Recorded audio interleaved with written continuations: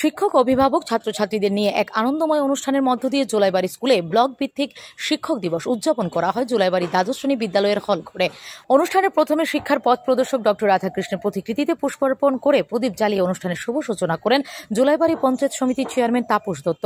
উদ্বোধকের পাশাপাশি এই মুহূর্তে অনুষ্ঠানে বিশেষ অতিথি হিসেবে উপস্থিত ছিলেন ডক্টর ইন্দ্রনীল ভৌমিক, অর্থনৈতিক বিভাগ, ত্রিপুরা বিশ্ববিদ্যালয়, বিষ্ণুচন্দ্র গুপ্ত, জোলাইবাড়ি ব্লক ভিডিও, বিকাশ দেবনাথ, জোলাইবাড়ির শিক্ষা অধিকার, জীবন দাস ও এসডি দক্ষিণ ত্রিপুরার শিক্ষা অধিকারী সহ অন্যান্যরা।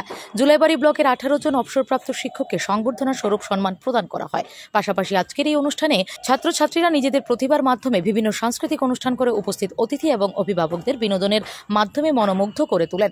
63তম জোলাইবাড়ি ব্লক ভিত্তিক আজকের এই শিক্ষক দিবস অনুষ্ঠানকে কেন্দ্র করে শিক্ষক, ছাত্রছাত্রী এবং অভিভাবকের মধ্যে ব্যাপক উৎসাহ উদ্দীপনা লক্ষ্য করা যায়।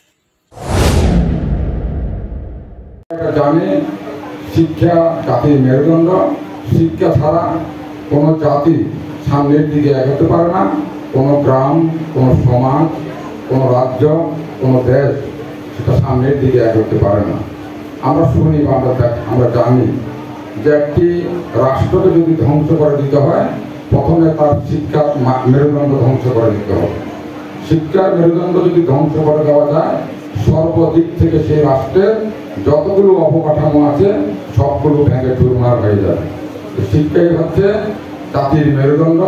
এই মহান শিক্ষক দিবসে আপনাদেরকে আমি নতমস্তকে প্রণাম জানাই এবং দায়িত্বপ্রাপ্ত বিডিও স্যার বলেছেন যে আজকের দিনে আপনারাই হচ্ছেন সেলিব্রিটি, আপনারাই সেলিব্রিটি আজকের দিনে আছে এই শিক্ষক দিবসে।